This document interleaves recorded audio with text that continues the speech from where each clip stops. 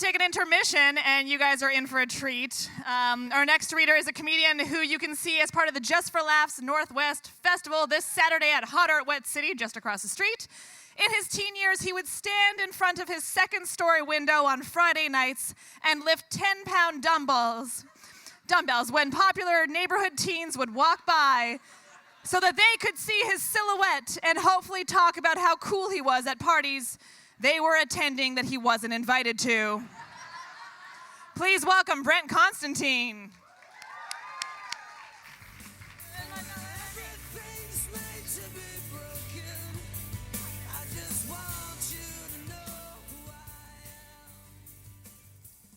Hey guys, I'm gonna read something I've read before, so if you've heard me read this, I'm sorry. And if you haven't, I'm very sorry. So probably like a lot of you, when I was 13, I would skip class and write fantasy novels at the library in a duotang like all of you did as well. Like all of you did. Yeah, fans of duotangs for sure right there in the front.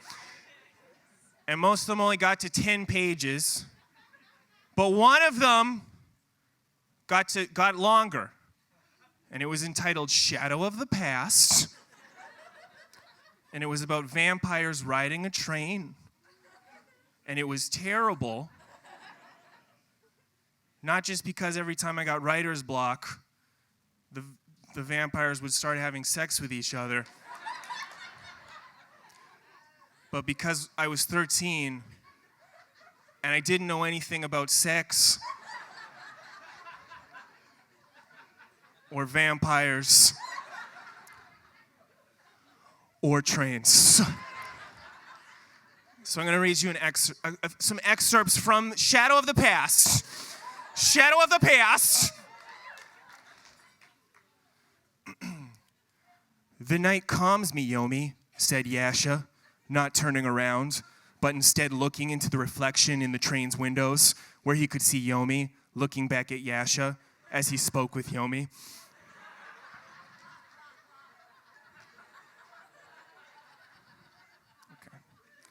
It calms our people, Yomi responded, gravely.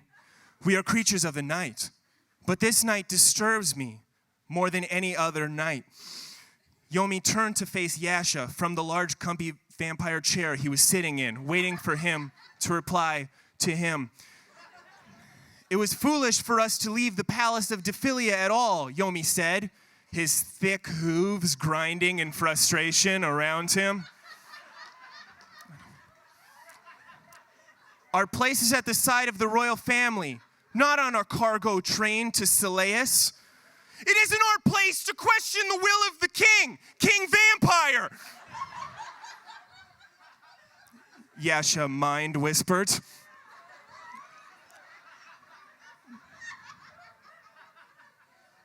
Then he paused and raised the goblet cup to his pale, dark lips, drinking the hot, milky liquid that lived within it.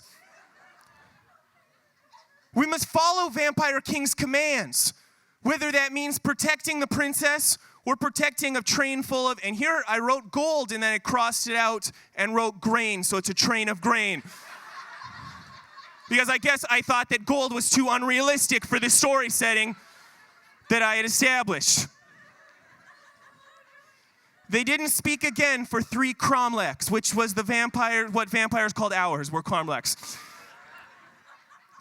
Yasha was deep in thought, thinking about the many things, including the vampire princess. Yasha remembered that he had been unable to pull his vampire eyes away from her long, flowing copper vampire hair and her many bulges. I don't know what that means. Yasha swore that their eyes had locked for a split moment, and it was like time itself had frozen, as if under some sort of freezing spell.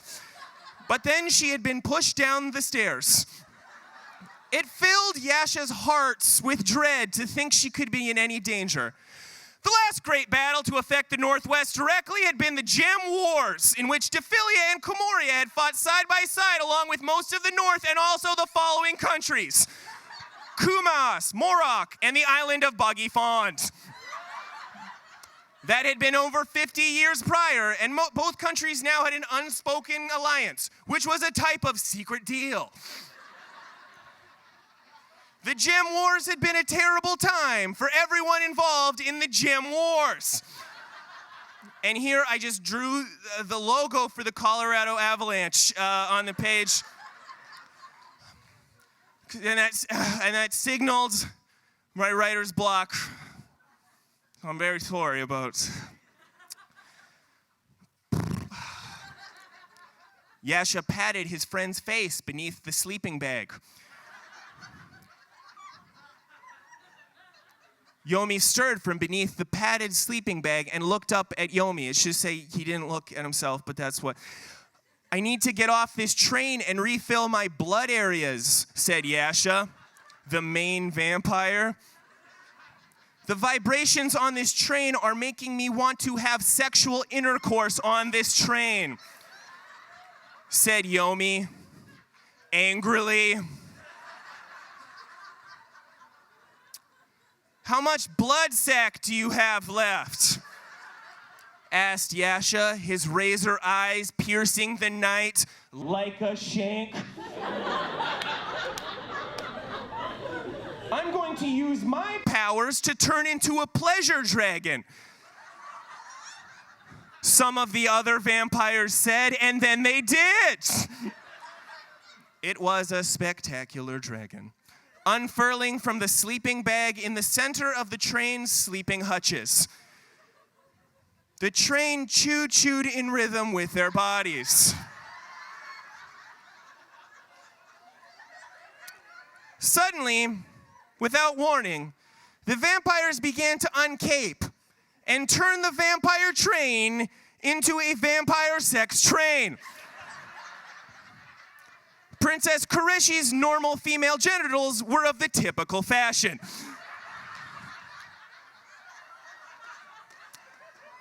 Sleeping bags were unrolled and the vampires began sliding around on them.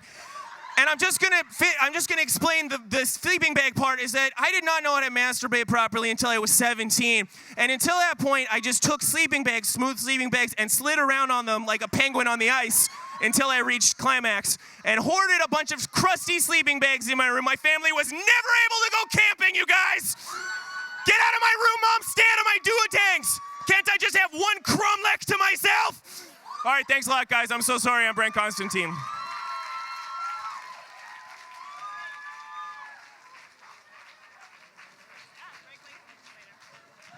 My God, Brent Constantine, everyone, right? I could almost listen to that story every day. It's so goddamn perfect.